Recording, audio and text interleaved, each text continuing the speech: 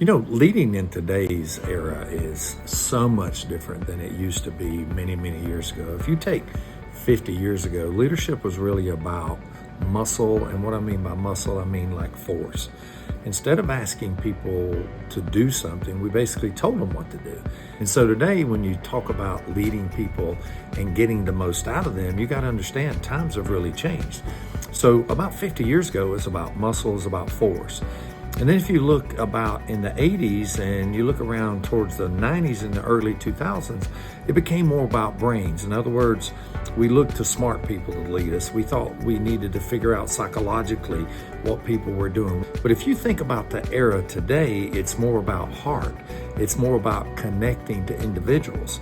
And if you really look at your organization has changed. Everything has changed over the last number of years.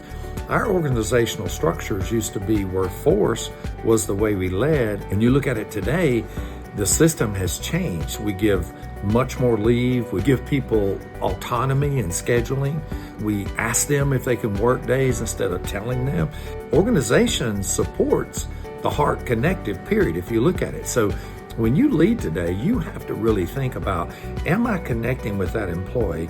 And one of the most important things that I have learned about leadership is that creating self-drive in employees and their own motivation is more important than me creating the motivation. So if you want to create that self-drive and motivation in themselves, you got to connect to them.